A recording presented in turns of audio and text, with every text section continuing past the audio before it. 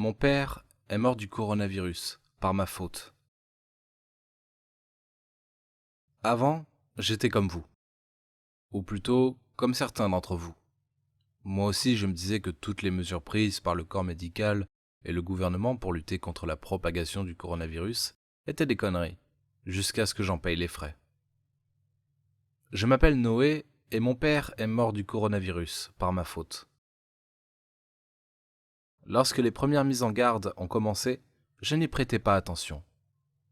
Je me disais que je n'ai pas besoin que quelqu'un me dise comment me laver les mains, mes légumes, ou même qu'on me dise de tousser dans mon coude. Alors, je vivais ma vie comme avant. Je sortais voir mes amis, je partais en boîte, je serrais la main à mes amis sans scrupule, etc. Je vivais avec mon père, mon chien, Max, et ma nièce, Daisy. Mon frère est pilote, alors lorsqu'il est en déplacement, mon père et moi gardons sa fille. Mon frère est venu 5 jours avant le début du confinement, mais il avait été mis en quarantaine afin de s'assurer qu'il n'avait pas ramené la maladie. Il est sorti indemne. Il a pu récupérer Daisy et rentrer chez lui. Lorsque le confinement a été mis en place, je n'en suis pas fier. Mais j'ai été parmi ceux qui se sont rués dans les bars pour boire un dernier verre. Et le lendemain, j'ai passé du temps au parc avec mon ami Momo, et il m'a ramené chez moi dans sa voiture. Mon père, lui, il avait commencé à se protéger depuis le premier jour. Il lavait systématiquement tous nos fruits et légumes. Il se lavait les mains plus de 20 fois par jour, et il avait commandé plusieurs bouteilles de gel antibactérien sur Internet. Je me disais qu'il était parano, et que justement, il ne fallait pas tomber dans la paranoïa. J'aurais dû l'écouter. J'aurais dû faire comme lui. Pendant que lui essayait de se protéger, moi je détruisais tous ses efforts par mon mauvais comportement. Ça a commencé petit à petit.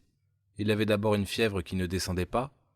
Comme on nous avait demandé de ne pas saturer la ligne d'urgence, nous n'avons pas appelé les urgences.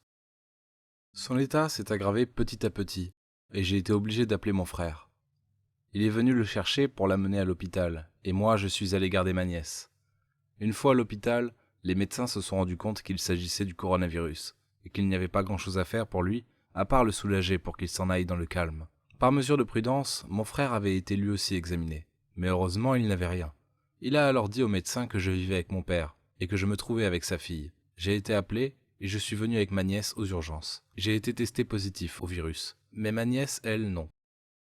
Je savais que c'était ma faute. Je savais que mon père était en train de mourir à cause de moi. Il n'a même pas pu dire au revoir à son frère qui vit au nord du pays. Il a été obligé de lui parler par FaceTime.